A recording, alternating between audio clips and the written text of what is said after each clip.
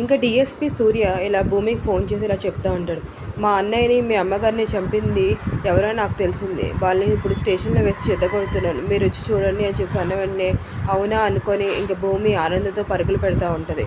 ఇంకా వెళ్ళి స్టేషన్కి వెళ్ళి ఇంకా కేపీ బొర్ర మీద చేయి పెట్టి ఇలా బొర్రెలా చూపించేటప్పుడు డీఎస్పీ సూర్య ఇంకా భూమి షాక్ అయిపోయి కింద ఎలాగే పడిపోద్ది. మావయ్య మీరేంటి ఇక్కడ ఉన్నారు అని చెప్పి ఇంకా అక్కడ జరిగిందంతా డీఎస్పీ సూర్య చెప్తారు. ఆ రత్నం తెరవైపు వేలు చూపించింది ఇతనే కదా అని చెప్పి ఇంకా అది చూసి షాక్ అయిపోయి భూమి మావయ్య నేను మిమ్మల్ని ఎలాగైనా విడిపిస్తాను మావయ్య అని చెప్పి ఏడుస్తూ ఉంటుంది. కింద మోకాలే పడి మరి ఇంకా ఏడుస్తూ ఉంటాడు కేపీ కూడా. డీఎస్పీ సూర్య అయితే షాక్ అయిపోయి ఏం జరిగిందో అనుకుంటాడు.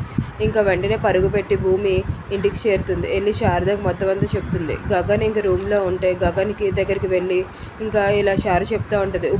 ఇప్పుడే భూమి చెప్పిందిరా మీ నాన్నని వాళ్ళు అరెస్ట్ చేసి పోలీస్ స్టేషన్లో పెట్టారంటే మనం ఎలాగైనా విడిపించాలిరా మీ నాన్నని అని చెప్పి అన్నీ ఏడుస్తూ చెప్తూ ఉంటుంది. ఎందుకు శారద అయితే మాత్రం గగన్ అయితే ఇదంతా చూసి తెగ షాక్ అయిపోతాడు. ఏంటి ఇలా చెప్తుంది శారద అని చెప్పి కేపీ అరెస్ట్ చేయడం ఏంటి అని చెప్పి ఆలోచిస్తూనే ఉంటాడు. ఇంకా గగన్ అయితే మాత్రం ఇంకా అప్పుడే ఏం జరుగుతుందంటే ఇంకా భూమి కూడా అక్కడే ఉండి ఇదంతా చూస్తూ ఉంటుంది.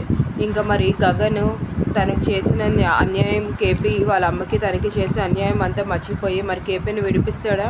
నిజం తనకి తెలుసు కాబట్టి, లేకపోతే అక్కడే ఉంచేస్తాడా కేపీని పోలీస్ స్టేషన్లో? రాబోయే ఎపిసోడ్లో చూద్దామా friends. Thank you for watching. Please subscribe my channel. Thank you.